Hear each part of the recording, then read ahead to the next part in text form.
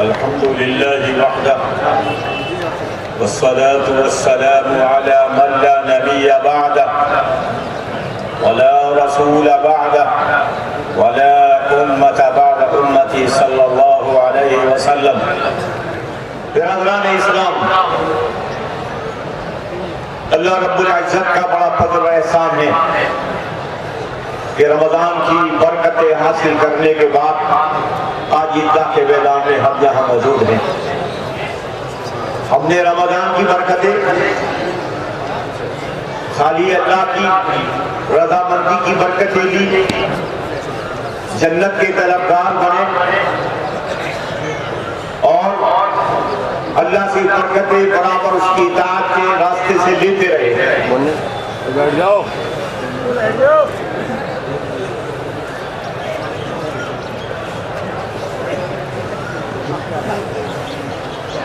ये बरकतें तो हमने हासिल की, लेकिन दुनिया वालों ने इस रमजान की बरकतें पैसों से हासिल नहीं की है। अरे रमजान की बरकतें हमने तो सवाब के लिए हासिल की, अल्लाह की रजा के लिए हासिल की, लेकिन दुनिया वालों को इस रमजान की बरकतों में पैसा मिला, दौलत मिली, कारोबार मिला।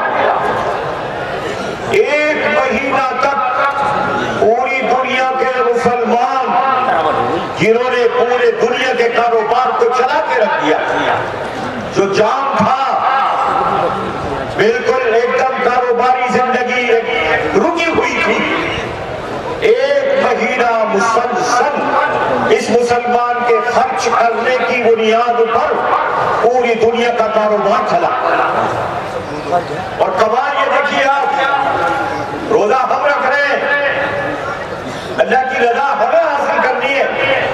हमने दुनिया के मुसलमानों से कहीं भी पूरी दुनिया के किसी मुल्क में हमने ये अपील नहीं की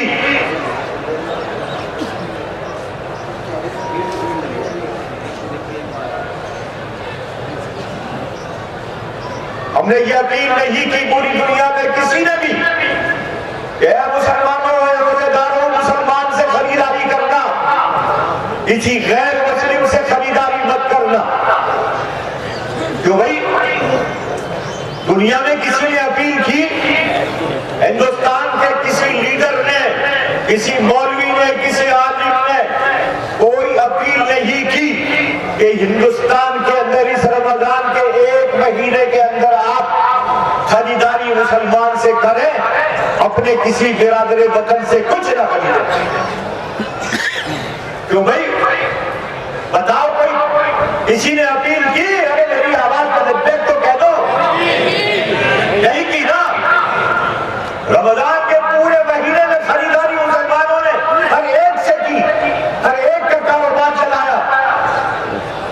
लेकिन इसी हिंदुस्तान में हमारे बाद नादान लोग बराबर ये अपीलें कर रहे हैं कि मुसलमानों से खरीदारी मत करना, मुसलमानों को मुलाजिम अपनी दुकानों पर मत रखना, महलों में कुछ सब्जी ढेलवाना, मुसलमान आवे तो धक्के निकाल देना, किसी से फ्रूट मत खरीदना।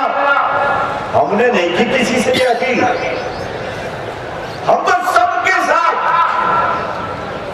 एक सा बर्ताव कर रहे हैं। तमाम मार्केट में मुसलमान 10% है कारोबार में, 90% कारोबार हमारे भाइयों के बिरादरान वतन के हाथ में है, जो इस मुल्क में हमारे बड़े भाई हैं। इस मुल्क की मादर वतन में दो हैं। हिंदू भाई हमारा सब बड़ा भाई है, और दूसरा अकलियत सबसे बड़ी मुसलमानों की है तो छोटा भाई। अगर इस मादर वतन के दूध पिलाने के दो पिस्तान हैं, अगर एक से हमारा बड़ा भाई दूध पीता है तो एक से छोटा भाई भी पीता है। लेकिन अगर इन दोनों में से किसी एक पिस्तान को काट दिया जाए, छोटे भाई दूध नहीं पिएगा तो बड़े भाई को भी दूध में असर नहीं होगा, अमन खता खराब हो जाएगा। हिंदुस्तान की सैकड़ों साल तहजीब ऐसी है कि जिसमें हम और हमारे मुल्क में रहने वाला हमारा हिंदू भाई मिलकर रहे हैं, नफरतों के बीज नहीं बोए गए कभी। हम एक दूसरे के साथ में मिलकर जिंदगी गुजारी है हमने। हम एक दूसरे के गम में शामिल रहे, एक दूसरे की खुशियों में शामिल रहे। लेकिन अचानक 10 साल से ऐसा माहौल मुल्क में बनाया जिसमें नफरतों की दीवारें हमारे दरमियान चंद लोगों ने खड़ी कर दी। आज भी हमारे मुल्क का हिंदू सबसे ज्यादा सेकुलर है, इसलिए कि हमारी जंग हिंदुस्तान में वो लड़ता हम नहीं लड़ रहे। हिंदुस्तान में यहाँ के दस्तूर के तहफ़्फ़ुज़ की, दस्तूर के बका की अगर कोई जंग लड़ रहा है तो हमारा ये सेकुलर हिंदू मुसलमान भाई है जो बराबर ये दुहाई दे रहा है कि मुल्क के दस्तूर को खत्म किया जा रहा है। हम दस्तूर के लिए कुर्बानियां देंगे, इस मुल्क के दस्तूर को बाकी रखेंगे। अगर मुल्क का दस्तूर है तो हम भी हिस्सेदार है इस मुल्क के अंदर, साझीदार है बाकायदा, कोई किराएदार नहीं है अब इस मुल्क में। हमारे बड़ों की कुर्बानियां हैं। आजादी के बाद से लेके इस मुल्क में 65 साल तक किसी तरह से कोई बात पैदा नहीं हुई। मामूली किसान ये लोग अपने मफाद के लिए कराते रहे, जो कुछ भी हुआ वो वोटों की राजनीति है। लेकिन एक जमाने से मुसलमानों की सैकड़ों साल तारीख जब इस मुल्क में हुकूमतें की उन्होंने, जब भी हिंदू मुसलमान का कोई झगड़ा मुसलमानों में नहीं हुआ। इस तरह हमने जिंदगी गुजारी है इस मुल्क के अंदर। लेकिन अदालतें हमारी सुप्रीम कोर्ट हो, हाई कोर्ट हो, हमारे सुप्रीम कोर्ट और हाई कोर्ट ने 70 साल तक आजादी के बाद से लेके बराबर ईमानदारी के साथ अपने फैसले किए। लेकिन चंद साल से आप सिर्फ कानून को एक तरफ रखकर और आप एक दूसरे के जज्बात से खेलकर सिर्फ जज्बात के एतबार से फैसले कर रहे हो कि नहीं, इनके जज्बात का ख्याल किया जाए, अदालतों के कानून सबकी धज्जियां बदल दी जाए। ये मिजाज हमारे मुल्क में जो चल रहा है और बन रहा है, ये हमारे मुल्क की तरक्की में गोला बन रहा है। इसलिए मुसलमानों, अल्लाह ने तुम्हें कहते थे वाहिद बनाया। कुरान ने फरमाया इन्ना हाज़िही उम्मतुकुम उम्मतन वाहिदा व अना रब्बुकुम फअबुदून। ऐ मुसलमानों, तुम एक उम्मत हो, तुमने तफरीक नहीं पैदा होनी चाहिए। तुम्हें अल्लाह ने इन्नमल मुमिनूना इख्वा के खिताब से नवाजा। ऐ मुसलमानों, तुम आपस में भाई भाई हो और भाई भाई का ईमान का रिश्ता इतना मजबूत बनाया। आप सोचो तो सही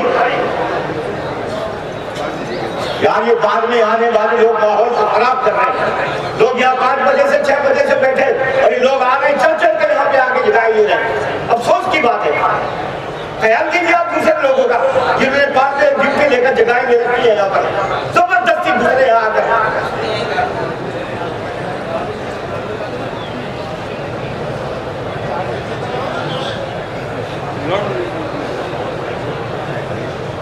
ये मिजाज है हमारा, अबे दूसरे की गालियां सुनने का, उनसे बेइज्जती कराने का है, अपने भाई की गर्म बात भी सुनने को तैयार नहीं, जल निकालने का है, एकदम ही हमला अवर हो जाएगा। इस मिजाज को बदलो।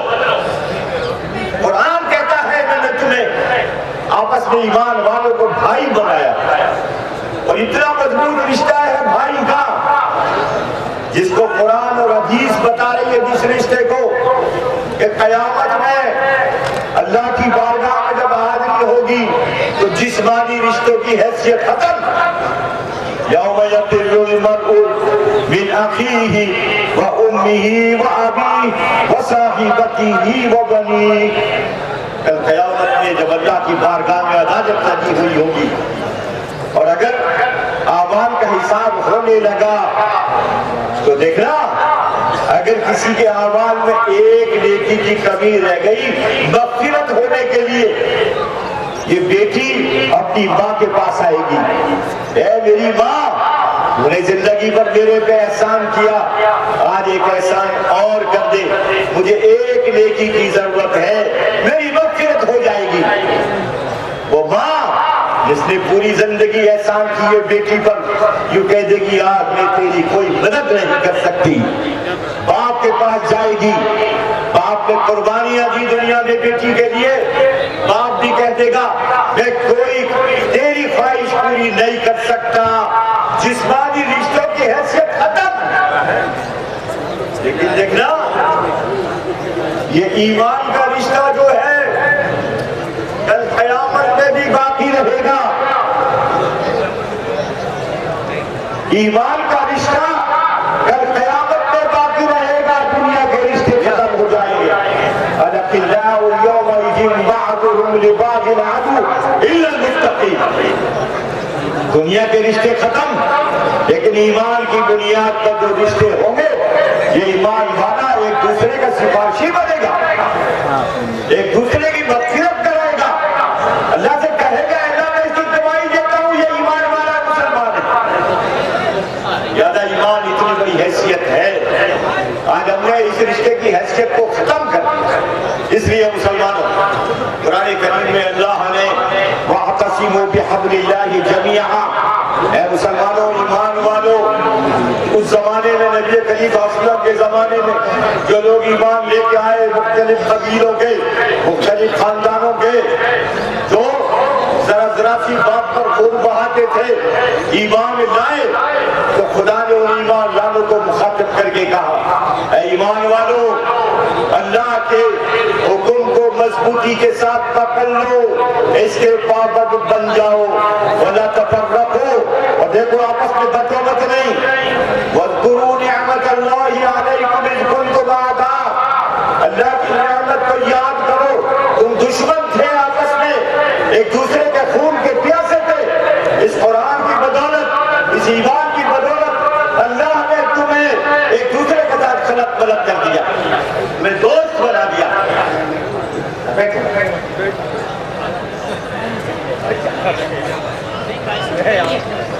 तुम्हें आपस में एक दूसरे का दोस्त बना दिया,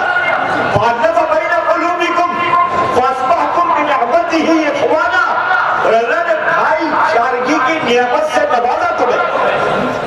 इसलिए मुसलमानों, मेरी दरखास्त है, खुदा के वास्ते ये बिरादरीवाद की सरहदें, ये बिरादरीवाद की दीवारें अपने दरमियान से निकाल दो, मिटा दो, सिर्फ अल्लाह की दुश्मनी को मजबूत पकड़ लो और ईमान वाले भाई बन जाओ, एक दूसरे के लिए कुर्बानी का जज्बा पैदा कर लो। करेंगे भाई इंशाअल्लाह, अल्लाह से दुआ मांगो, अल्लाह इस सिफात पैदा कर। आज इसी भाई के रिश्ते की बुनियाद पर जो कुछ हालात दुनिया में चल रहे हैं, उनमें सबसे ज्यादा मजलूम हमारे यहाँ फलस्तीन के लोग हैं। कल मैं एक वीडियो देख रहा था, मुझे इतना रोना आया है कि मैं बता नहीं सकता। एक बच्ची अपनी माँ की कब्र पर जाके बिलबिला के 10 साल की बच्ची कह रही, ऐ मेरी माँ, ऐ मेरी माँ, बाप भी मर गया, कोई नहीं, अकेली बच्ची है, अपनी माँ की कब्र पे लेट लेट के रो रो के कह रही। फिर माँ की तरफ से कब्र से आवाज नहीं आई तो अपने बाप की कब्र पे गई और जाके गिड़गिड़ा के वहां रो के मांग रही है, अपने बाप को पुकार रही है, मेरे बाप मेरी मदद तो कर दे, मुझे कहां छोड़ के चला गया।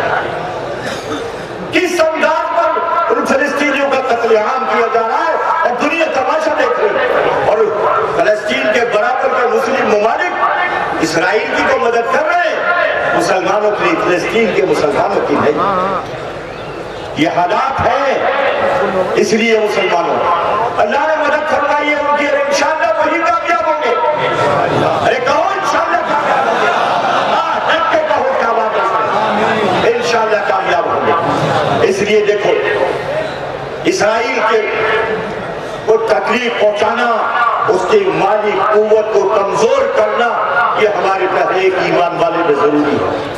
यानी इसराइल की मसनूआत जितनी है उसकी मसनूआत अगर खरीदोगे तो इसराइल को तकवीयत मिलेगी। उसकी मसनूआत का बाइकाट करो, खरीदारी मत करो। समझ में आ रही बात भाई? इसी तरह देखो बहुत सारी खुराफातें हमारे दरमियान ऐसी पैदा हो गई। शबे बारात का मसला है, अभी गुजरी शबे बारात।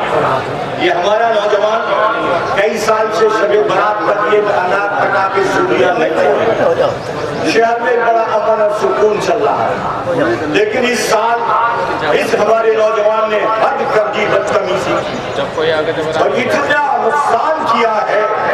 ये मुसलमानों के रेशम की गांठों से भरा हुआ ट्रक 40 गांठें उसके अंदर थी, उसमें आग लग गई और बर्बाद हो गया। यानी कितने घरों में आग लगी, यानी कितने लोग उससे मुतासिर हुए। क्यों भाई? ये शबे बारात पे आतिशबाजी की बदतमीजी करना, पुलिस वालों पे आतिशबाजी अनार और सुर्रिये मारना है और ये बदतमीजी हुई। इसके नतीजे में है 50 गिरफ्तारियां हुई और जेलों में गए। इस्लाम की इजाजत है क्या इस काम के लिए? इस्लाम की रहनुमाई है क्या इस काम के करने के लिए? बताओ। अरे ये बदतमीजी लोग हमारा नौजवान कर रहा है, क्या इस्लाम इसकी इजाजत देता है? अरे मेरी बात का जवाब तो दे दो। नहीं देता ना, तो अपने बच्चों को क्यों नहीं कंट्रोल करते? अभी उसके बाद में बसंत का त्योहार आया। अरे ये बसंत का त्योहार किसी नबी ने मनाया? कहीं कुरान में आया? अरे किसी सहाबी ने मनाया? अरे बेगैर तो मेरे नौजवानों, तुम्हें शर्म नहीं आई? तुमने बसंत के त्योहार को पूरे दिन डीजे बजा बजा कर छतों पे तुमने पतंगबाजियां की और पैसे की करोड़ों रुपए की बर्बादी को तुमने अपने हाथ से की। अरे बताओ की नहीं की? क्या तुम्हें गैरत आई कभी इस बात की? ये क्या कर रहा है मेरा बच्चा, ये मेरा नौजवान क्या कर रहा है? कभी तुमने सोचा? ये सारी बदतमीजियां हम कर रहे हैं, कोई और नहीं कर रहा। और इसी बदतमीजी के नतीजे में यादाब है हम पर, कभी किसी शक्ल में, किसी शक्ल में। अल्लाह ने तो फरमाया मेरे नाफरमान बनोगे तो जाबिर और जालिम बादशाह तुम पर मुसल्लत कर दूंगा। ये जाबिर और जालिम मुसल्लत हमारी बदअमली की बुनियाद पर है और ये जब हटेंगे जब हम अल्लाह की बारगाह में दुआएं करेंगे। भाई समझ में आई बात भाई? इसके बाद इत्तिहाद बैनुल मुस्लिमीन, ये जो है ये बहुत बड़ा हमारे जो है मुसलमानों का मामला कि हम मुसलमानों को अपने दरमियान में इत्तिहाद पैदा करना चाहिए। कोशिश करेंगे भाई इसकी शादी और बिया की खुराफातें, निकाह की खुराफातें इतना आसान बनाया शरीयत ने कि निकाह से ज्यादा कोई आसान अमल नहीं है। नमाज पढ़ने के लिए शराई, नमाज पढ़ने के लिए शराई, उन शर्तों पे अमल करोगे तो नमाज होगी। लेकिन निकाह के लिए अगर लड़की लड़का दो गवाहों की मौजूदगी में ये कह दें कि मैं निकाह करता हूँ और लड़की कह दे मैं कबूल करती हूँ तो निकाह हो जाता है। इतना आसान अमल बनाया।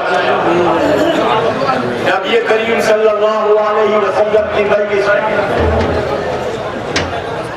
जब ये करीम सल्लल्लाहु अलैहि वसल्लम की मजलिस में हज़रत अम्र बिन आस रज़ियल्लाहु ताला अन्हु ने असर की नमाज पढ़ी हुजूर के सामने। असर की नमाज पढ़ के उठ के चले गए। थोड़ी देर के बाद वापस आए तो दामन में खजूरें बनी हुई थी। अल्लाह के रसूल ने पूछा, ए अमर कैसी खजूरें हैं? फरमाया अल्लाह के रसूल ने निकाह करके आया हूं। अल्लाह के रसूल ने फरमाया बरकत की दुआएं दी और खजूरों को पूरे मजमे में तकसीम फरमा दिया। ये नहीं शिकायत की अमर से, ए अमर तू निकाह कर लाया मुझे नहीं पूछा? ए अमर तू निकाह कर लाया मुझे नहीं पूछा? आज अगर किसी को न पूछो इत्तिफाक से भूल से रह गया उसकी बेटी और बेटों के रिश्तों में काज मारेगा, होने लगे। अबे हमें बुलाना, बेटी की शादी में, बेटे की शादी में हम बताएंगे तुझे। हज़रत अब्दुर्रहमान इब्न औफ मदीने का बड़ा मालदार आदमी, सबसे बड़ा मालदार आदमी, मस्जिद नबवी में नमाज पढ़ने के लिए आए।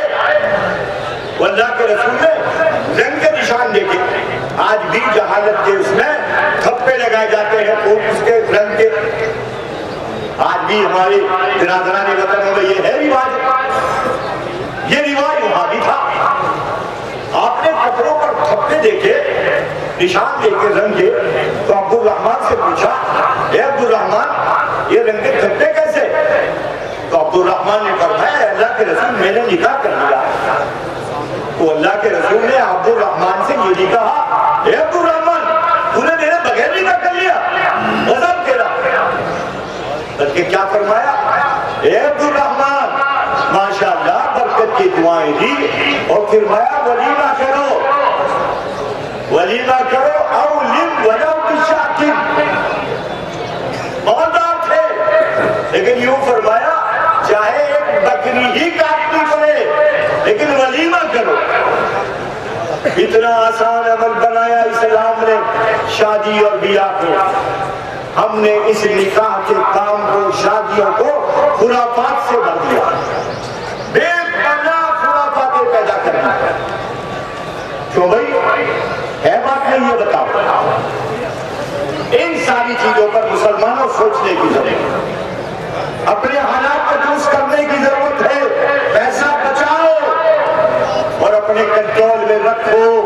आने वाले वक्त के बारे में नहीं पता, ये वक्त क्या लेके आ रहा है तुम्हारे लिए, हमें नहीं मालूम क्या हालात बनने वाले हैं, किन हालात से दो चार होना पड़ेगा हमें। इसलिए हमको तैयार रहना चाहिए। अभी ईद से निपटने के बाद हो गई,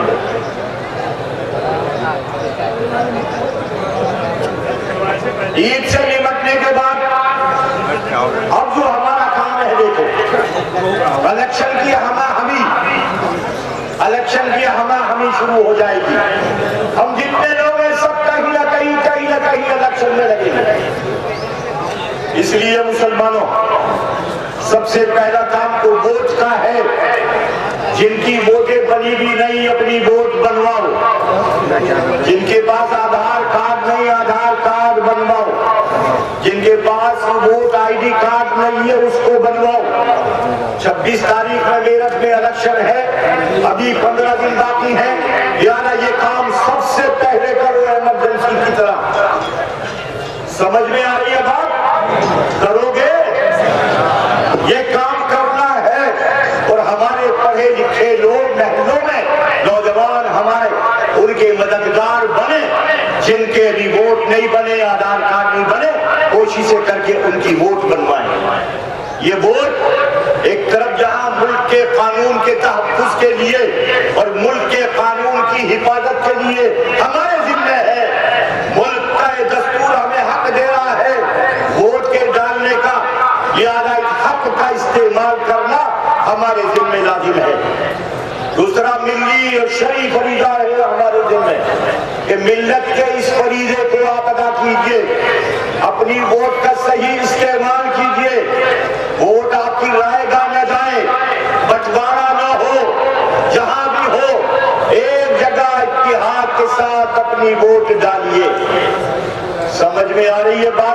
नहीं, अल्लाह हमें सबको तौफीक दे दे। ये सारी आप देखिए सूरत हाल, मैंने शुरू में ये बात अर्ज की कि हमारा तो हम आह भी करते हैं तो हो जाते हैं बदनाम, हम आह भी करते हैं तो हो जाते हैं बदनाम, वो कत्ल भी करते हैं तो चर्चा नहीं होता। अरे हम जबान से जरारी बात कहें तो हम गिरफ्त में आ जाते हैं, हम पकड़ में आ जाते हैं। हमारे शहर से 40 किलोमीटर दूर नरसिंह जो है क्या नाम उसका, वो मुस्तकिल जहर उगलता है मुल्क की 30 करोड़ आवाम के खिलाफ। मुल्क की 30 करोड़ आवाम जिस पर ईमान रखती की है नबी के खिलाफ। मुल्क की 30 करोड़ अवाम कुरान पर ईमान रखती है, उस कुरान पर बदतमीजियां करता है, उसके खिलाफ कोई कार्रवाई नहीं, उसके लिए सूद है। आप हमारी कुर्बानी देखिए, ये आज हमें रोडों पर नमाज पढ़ने पर पाबंदी है, क्यों? कि साहब ऊपर से सरकार से आर्डर है हमारे लिए, लेकिन हमारी कुर्बानी और अपने भाइयों के साथ हमारे ताल्लुक की वफादारी देखिए आप, कि आजकल जो है नवरात्रियां चल रही है, लिहाजा मीट के कटान पर पाबंदी लगा दी गई, हमें कोई शिकायत नहीं, हम उसे बर्दाश्त कर रहे हैं, हमारी ग़िज़ा पर कंट्रोल कर लिया गया, हम कुर्बानी दे रहे हैं। इसके अभी बाद में कुछ रोज के बाद कावड़ का आएगा मसला, तो 10 दिन तक पूरे मुसलमानों का कारोबार को जाम कर दिया जाएगा, तमाम होटल बंद, यानी वो गली कूचे जिनका रोड से कोई ताल्लुक नहीं, उन गली कोचों में भी मीट नहीं बिकेगा, मीट नहीं कटेगा। क्यों भाई? लेकिन हमारी जबान पे कोई शिकायत नहीं, हम बड़े खुशहंदा पेशानी से और प्यार मोहब्बत के साथ हमेशा से बर्दाश्त कर चले आए। रोड बंद कर दिए जाते हैं, एक रोड पर चालू कर दिया जाता है, एक रोड बंद कर दिया जाता है, लेकिन हमें कोई शिकायत नहीं। हम सिर्फ इतना कह रहे हैं, अरे भाई हमारे भाइयों के लिए जब सब कुछ ये सारे कानून की धज्जियां उड़ा कर उनके लिए सहूलत दी जाती है, तो हमें 10 मिनट नमाज के लिए सहूलत नहीं दी जा सकती। ये दरखास्त कर रहे हैं सरकार के सामने, हमें कोई शिकायत नहीं, हमको माशाअल्लाह, मैंने पहले ही अभी मुफ्ती साहब ने बयान किया कि आजमाइशों का दौर है, हमारी आजमाइशें आएंगी, मुसलमानों घबराना मत नहीं, आजमाइशों पर तुम पर हर तरह के हालात आएंगे, यादा हम पर हर तरह के हालात के लिए हम तैयार हैं, अल्लाह ही सब्र देगा। और देखा जो कहा करते सब्र का फल मीठा होता है, देर तो लगती है सब्र का फल आने में, लेकिन सब्र का फल मीठा होता है, इंशाअल्लाह ये सब्र का फल मीठा होगा। कुरान करीम में अल्लाह ने फरमाया, तो तिलकल अय्याम नुदाविलुहा बैनन नास, हम लोगों के दरमियान दिनों का उलटफेर करते रहते हैं, ये हमारा निजाम है। कभी दुनिया में हम किसी को वली बनाते हैं, बादशाह बनाते हैं, और दुनिया में कभी किसी को फकीर बनाते हैं, ये अल्लाह का निजाम है। इसलिए मुसलमानों, हम अल्लाह से राब्ता जोड़ लें अपना, जिस दिन अल्लाह से राब्ता जोड़ जाएगा हमारा, उस दिन सारे मसाइल का हल है हमारे लिए। कुरान मुक़द्दस में हमें बार बार कहा जा रहा है, मुसलमानों इस्तक़िम कमा उमिरता, जम जाओ उस जगह पर जिसका तुमको हुक्म किया जा रहा है, एक जगह पर अल्लाह की रज़ा हासिल करने के लिए अपने कदमों को जमा दो। जिस दिन तुम्हारे लिए सिफत पैदा हो गई, खुदा की कसम तुम्हारे लिए अल्लाह की तरफ से नज़रों के दरवाजे खुले रहे। वलिल्लाहिल इज़्ज़तु वली रसूली वलिल मोमिनीन, ये वादा है, इज्जत अल्लाह के रसूल के लिए और इज्जत ईमान वालों के लिए है। अगर ईमान वाला सही माना में ईमान वाला है, तो खुदा की कसम उसको इज्जत जिंदगी में मिलेगी, जलील नहीं होगा, रुस्वा नहीं होगा।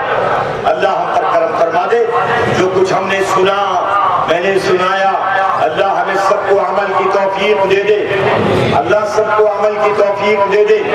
रमजानुल मुबारक के बाद हाजियों की ट्रेनिंग जो है पीर के दिन से गोले कुएं मस्जिद में शुरू हो जाती है, वहाँ इशा के बाद प्रोग्राम होता है, और हफ्ते और इतवार में हफ्ते के दिन यहाँ ईदगाह के अंदर होती मगरिब की नमाज के बाद, और इतवार के दिन सुबह को गोले कुएं पर होती है, मस्तूरात की जिसमें बराबर शिरकत होती है।